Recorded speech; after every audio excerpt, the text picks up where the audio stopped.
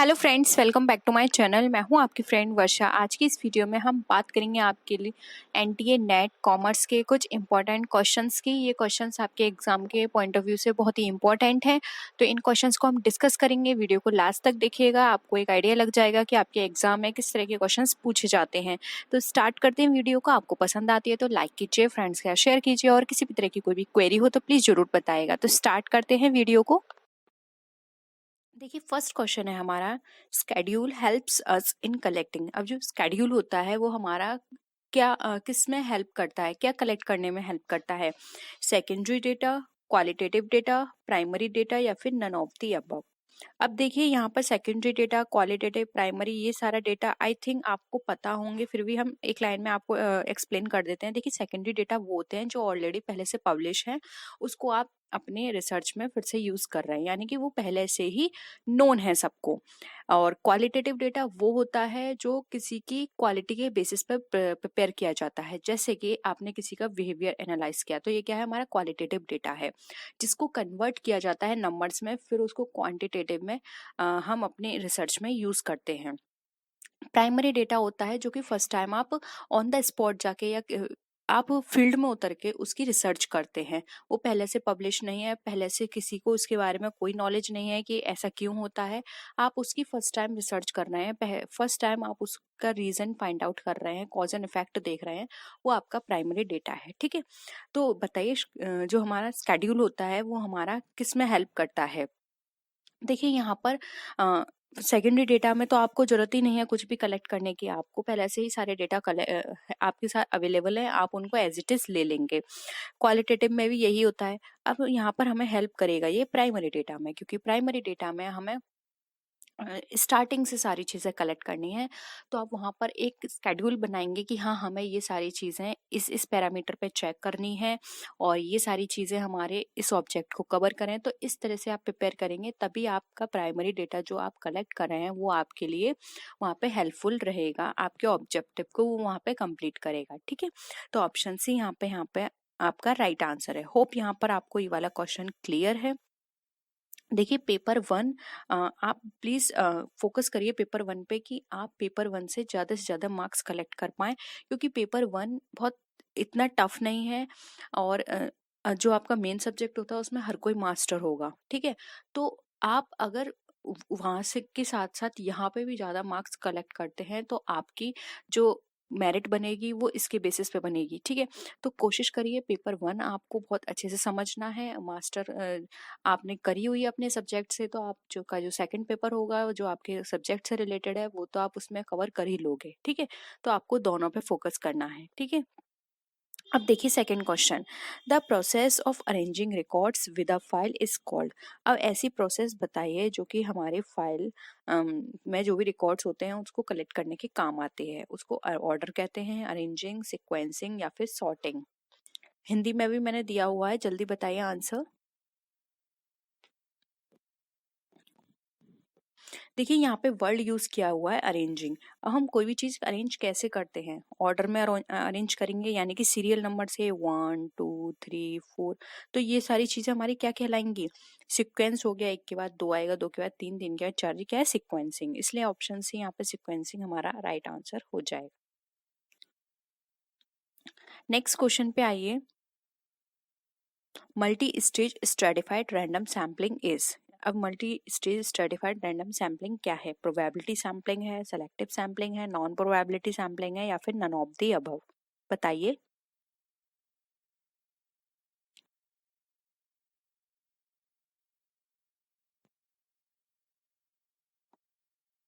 देखिए, यहाँ पर पहले हम इसका मीनिंग देख लेते हैं।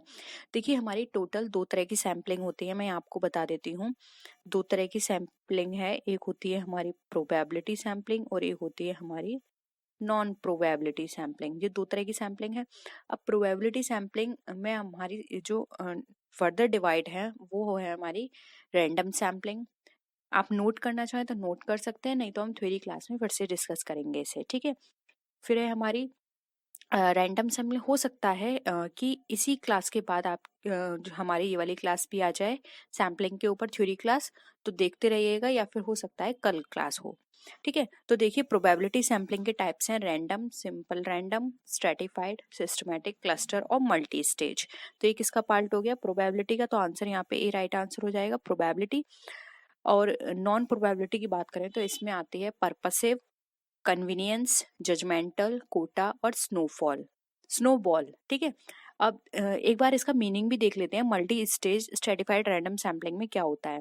तो देखिए multi stage stratified random sampling की यहाँ पे बात करें तो यहाँ पर जो स्ट्रेटिफाइड सैम्पलिंग होती है इसके अंदर सेम ग्रुप के जो हमारा डेटा होता है, जो हम यूनिट्स कलेक्ट कर रहे हैं वो सेम ग्रुप की होती हैं। ठीक है, मल्टी स्टेज में क्या है, आप उसको डिफरेंट स्टेज पर उसको एनालाइज करेंगे। ठीक है, तो ये थी हमारी मल्टी स्टेज रैंडम सैम्पलिंग, जो कि हमारा किसका पार्ट है? प्रोबेबिलिटी सैम्पलिंग का पार्ट है, या फिर हम ये बोल सकते हैं कि इसकी सब कैटेगरी है। ठीक है, तो ऑप्शन ए यहाँ पे हमारा राइट है। नेक्स्ट क्वेश्चन पे आइए, which of the following are considered output units in a computer. अब इसमें से कौन सा हमारा कंप्यूटर में आउटपुट यूनिट की तरह कंसिडर किया जाता है? Floppy disk, that, CTD etcetera, printers, mouse या फिर माइक्रोफोन, बताइए।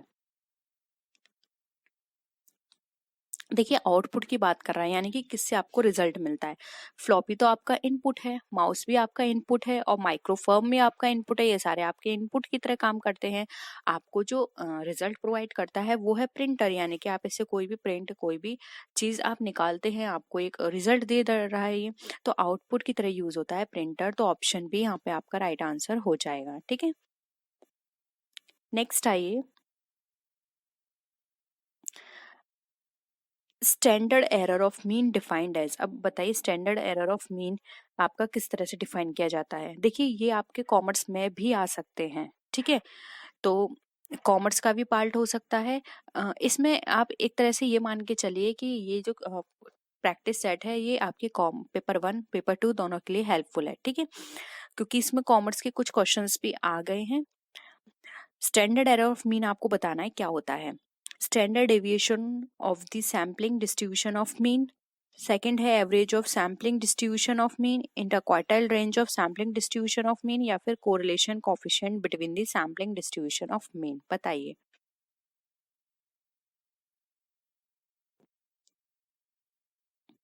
देखिए स्टैंडर्ड एरर ऑफ मीन की बात करें तो इसका मतलब होता है जो भी हमने सैम्पलिंग डिस्ट्रीब्यूशन किया है मीन का, उसका स्टैंडर्ड डेविएशन निकालना है, यानी कि मीन के सैम्पलिंग डिस्ट्रीब्यूशन को स्टैंडर्ड डेविएशन बताना, वो हमारा कहलाता है स्टैंडर्ड एरर ऑफ मीन। इसलिए यहाँ पे ऑप्शन बी हमारा सॉरी ए हमारा राइट आंसर हो जाएगा। इसको हम अच्छे से डिस्कस करेंगे स्टैंडर्ड एरर ऑफ मीन क्या होता है, ठीक है, क्लास में। नेक्स्ट है, which one of the following is not involve in the characteristics of business. अब इसमें बिजनेस की आपने बहुत सारी करेक्टरिस्टिक्स पढ़ी होंगी, तो उसमें से आपको बताना है कौन सी इसमें इन्वॉल्व नहीं है। फर्स्ट है हमारी business ethics is a dynamic philosophy. क्या ये डायनामिक फिलॉसफी है? सेकंड है business ethics is based on moral value. क्या ये मॉरल वैल्यू पे बेस्ड है? Business ethics influenced by socio cultural values. और डी है business ethics is not inspired by social welfare. बताए भैया क्या होगा?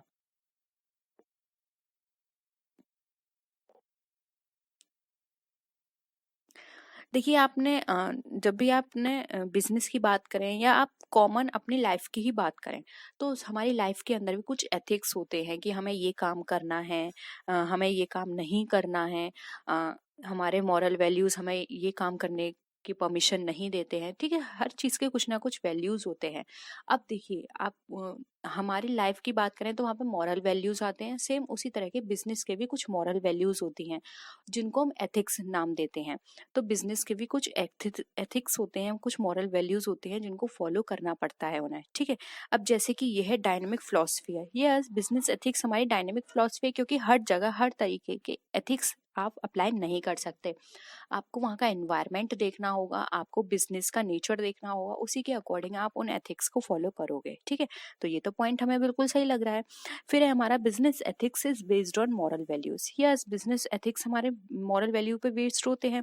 अब जैसे कि आप किसी भी फॉर एग्जांपल आप रिफाइनरी का काम कर रहे हैं। अब आपका मॉरल वैल्यूज़ क्या बोलते हैं कि आप जो भी रिफाइनरी कर रहे हैं वो आपका बिल्कुल फ़िल्टर्ड होना चाहिए, बिल्कुल।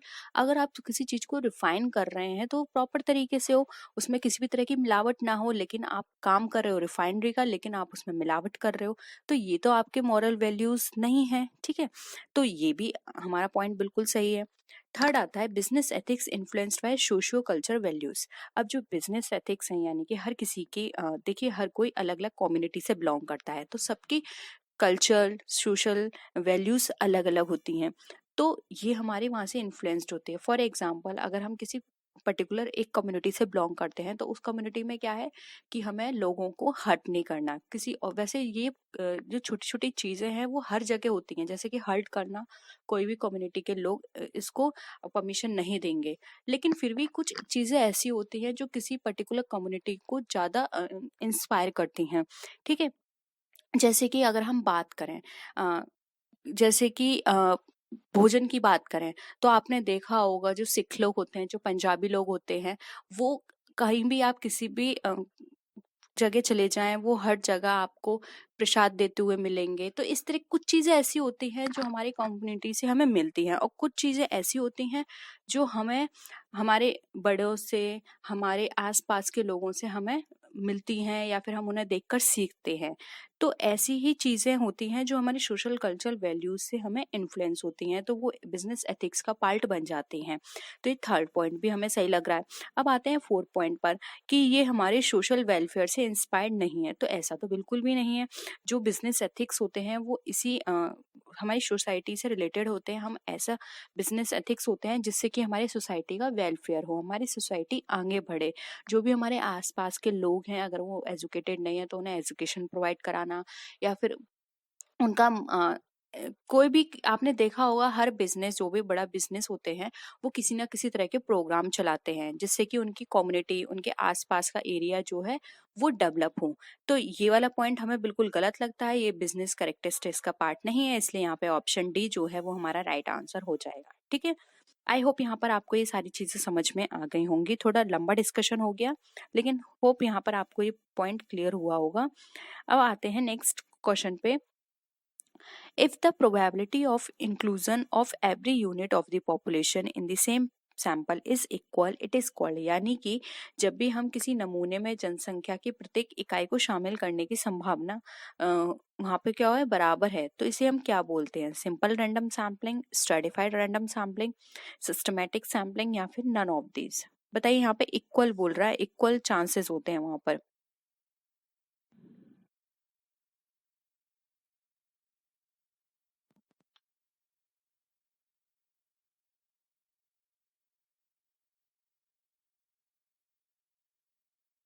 देखिए, यहाँ पर बात की जा रही है every unit of the population in the sample is equal, यानी कि सबकी क्या है, इक्वल चांसेस हैं एवरी यूनिट में।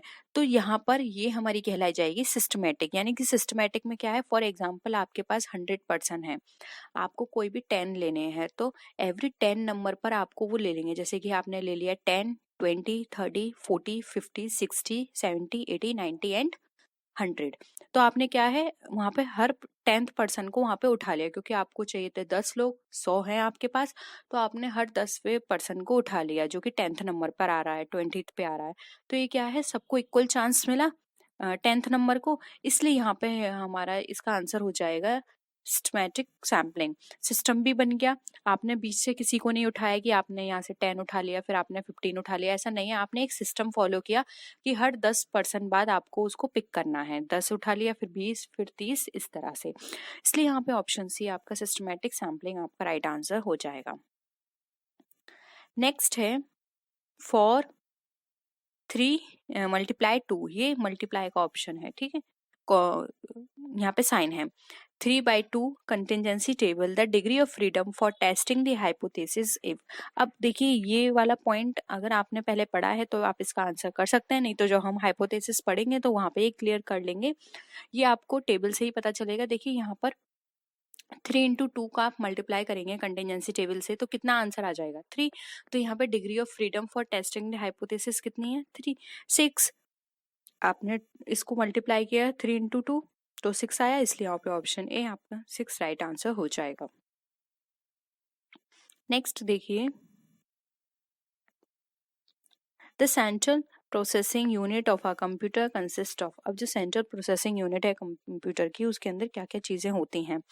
इनपुट, आउटपुट और प्रोसेसिंग। सेकंड ऑप्शन है control unit, primary storage and secondary storage.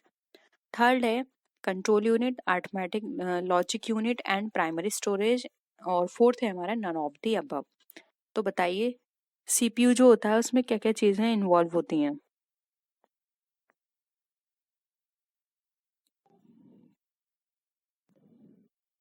देखिए आपने पढ़ा होगा, जब भी हम सीपीयू की बात करते हैं उसमें तीन चीजें आती हैं। एक होता है हमारा सीयू, एक होता है एएलयू और एक होता है हमारा प्राइमरी स्टोरेज। इसलिए ऑप्शन सी यहाँ पे हमारा राइट आंसर है। नेक्स्ट है, if the sample size increases then the sample error. यानी कि अगर हमारा सैंपल साइज इंक्रीज हो जाता है तो हमारी सैम्पलिंग एरर किस तरह की होगी? डिक्रीज होना शुरू हो जाएगी, इंक्रीज हो जाएगी, रिमेन कांस्टेंट यानी कि वैसी की वैसी रहेगी, सैंपल साइज आप बढ़ा दें तब भी एरर पे कोई इफेक्ट नहीं पड़ेगा, या फिर नन ऑफ द अबव। बताइए अगर आप सैंपल साइज बढ़ाते हैं तो सैम्पलिंग एरर पे क्या प्रभाव पड़ेगा?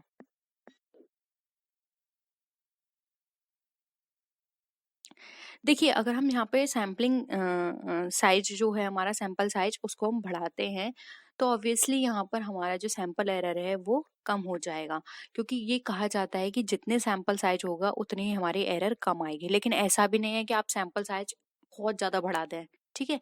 हमें हर चीज देखनी होती है कि हम किस चीज के बारे में रिसर्च कर रहे हैं, क्या हमारे ऑब्जेक्टिव्स हैं, इनके बेसिस पर ही सैंपल साइज डिसाइड किया जाता है। और जो सैंपल साइज डिसाइड किया गया है अगर उससे कम हम सैंपल साइज लेते हैं तब हमारे एरर के चांसेस रहते हैं। लेकिन जितना हमारा जो हमारे ऑब्जेक्ट को कवर कर रहा है, जो हमारा क्राइटेरिया है, ठीक है, उसके बेसिस पे अगर सैंपल साइज हमारा बड़ा होगा तो हमारी सैंपल एरर उतनी ही कम आएगी, ठीक है। तो यहाँ पे ऑप्शन ए डिक्रीजेस हमारा राइट आंसर हो जाएगा। नेक्स्ट क्वेश्चन है, goodness of fit of a distribution is tested by. अब देखिए जो goodness of fit of a distribution है वो हमारा किसके द्वारा टेस्ट किया जाता है? T test, chi square test, F test and none of the above. देखिए यहाँ पे इस तरह से घुमा के क्वेश्चन कर लिया है, इनमें से जो आंसर होगा उसका नाम एक goodness of fit of a distribution भी कहा जाता है, यानी उसका ये नाम भी है। पहले आप आंसर बताइए फिर मैं आपको आगे समझा दूंगी।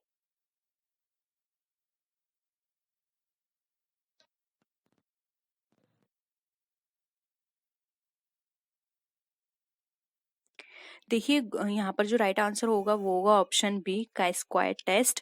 काई स्क्वायर टेस्ट को यहाँ पर गुडनेस और फिट ऑफ अ डिस्ट्रीब्यूशन के नाम से भी जाना जाता है, और ये हमारा टेस्ट किया जाता है काई स्क्वायर टेस्ट के थ्रू। अब ये कौन कौन से टेस्ट हैं इसको हम थ्योरी क्लासेस में डिस्कस करेंगे। इन टेस्ट के बारे में एग्जाम में ये पूछा जाता है, सबसे ज्यादा जो क्वेश्चंस पूछे जाते हैं वो ये कि टी टेस्ट में सैंपल साइज कैसे होते हैं, यानी कि स्मॉल होते हैं या लार्ज होते हैं, जेड टेस्ट में कैसे होते हैं, एफ टेस्ट में कैसे होते हैं। इसमें सैंपल साइज के क्वेश्चंस बहुत पूछे जाते हैं कि इसमें सैंपल साइज हमारा कैसा होता है, ठीक है। नेक्स्ट क्वेश्चन है, probability of rejecting the null hypothesis when it is true is called. अब जो हमारी प्रोबेबिलिटी है नल हाइपोथेसिस को रिजेक्ट करने की, वो अगर हमारी सही है तो वो किस तरह की हमारी एरर कही जाएगी? Type second error, type one error, standard error या फिर नन ऑफ द अबव। बताइए।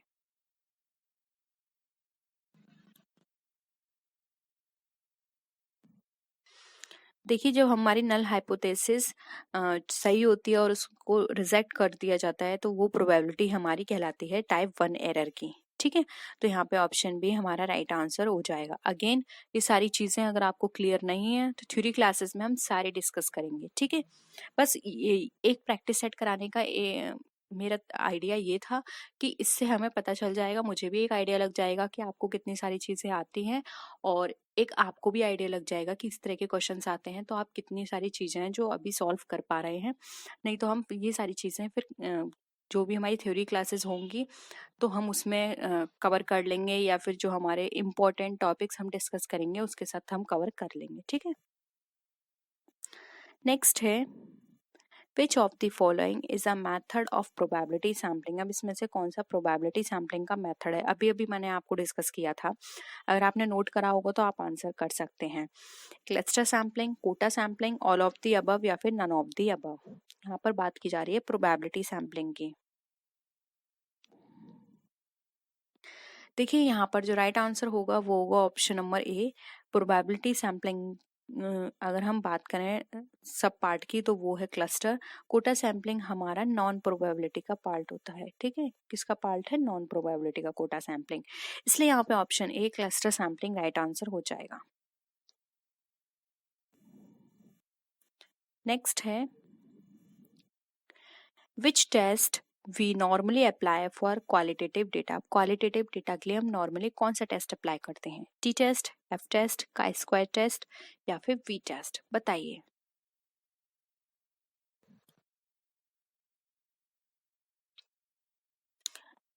देखिए काई स्क्वायर टेस्ट जो है वो यहाँ पर अप्लाई किया जाता है क्वालिटेटिव के लिए, बाकी T test, F test and V test note कर लीजिए, ये सारे टेस्ट हमारे क्वांटिटेटिव पे अप्लाई किए जाते हैं, ठीक है। नेक्स्ट है काई स्क्वायर से बहुत क्वेश्चंस पूछे जाते हैं, तो आपको काई स्क्वायर अच्छे से पढ़ना है।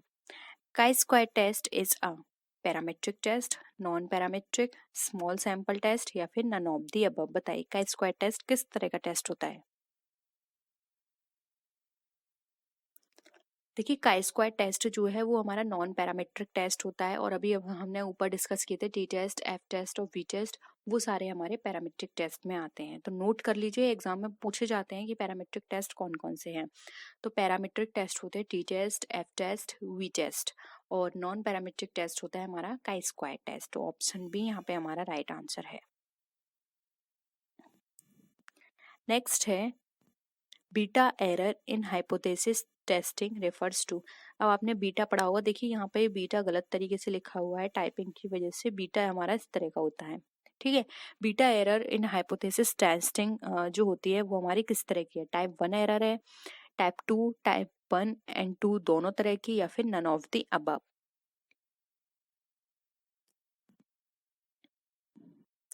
देखिए बीटा की बात करें तो बीटा एरर जो होती है वो हमारी टाइप 2 एरर होती है, इसलिए बी ऑप्शन यहाँ पे हमारा करेक्ट हो जाएगा।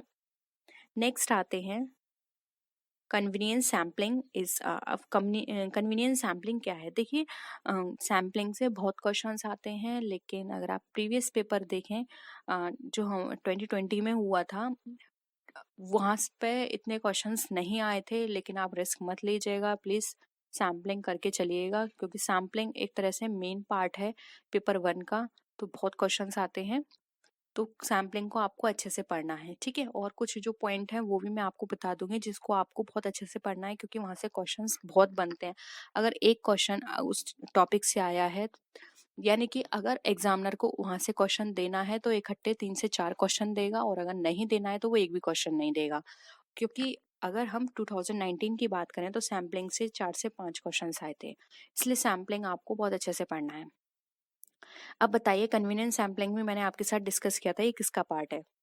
देखिए कन्वीनियंस सैम्पलिंग है हमारा नॉन प्रोबेबिलिटी का पार्ट, और प्रोबेबिलिटी और रैंडम ये तो इसके सब पार्ट हैं प्रोबेबिलिटी का, ठीक है।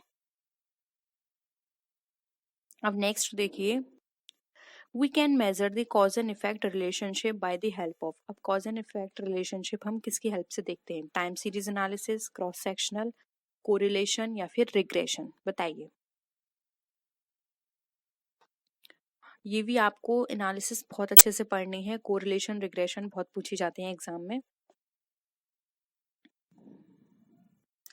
देखिए यहाँ पर राइट आंसर हो जाएगा डी, रिग्रेशन एनालिसिस। रिग्रेशन के अंदर हम कॉज एंड इफेक्ट रिलेशनशिप के बारे में पढ़ते हैं। अब कॉज एंड इफेक्ट तो आपने पढ़ लिया, लेकिन जो हमारे दो पैरामीटर हैं डिपेंडेंट और इंडिपेंडेंट वेरिएबल, वो एक दूसरे से कितने मतलब जो डिपेंडेंट वेरिएबल है वो कितना डिपेंडेंट है उस पर, इंडिपेंडेंट वेरिएबल पर, वो यानी कितनी डिग्री है, 90 डिग्री कितने डिग्री का है, कितने परसेंट उस पर लाई कर रहा है, ये देखना पार्ट होता है हमारा कोरिलेशन का, यानी कि आपस में उनका कितना रिलेशन है, ठीक है।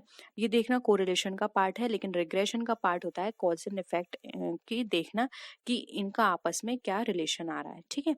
तो ये यहाँ पे रिग्रेशन इसका राइट आंसर हो जाएगा।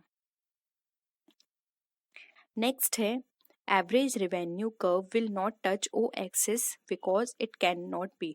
अब एवरेज रेवेन्यू का जो कर्व हम बनाते हैं वो ओ एक्सिस पर टच नहीं करता, ऐसा क्यों होता है? ये पॉजिटिव नहीं होता इसलिए, जीरो है, नेगेटिव है, बताइए।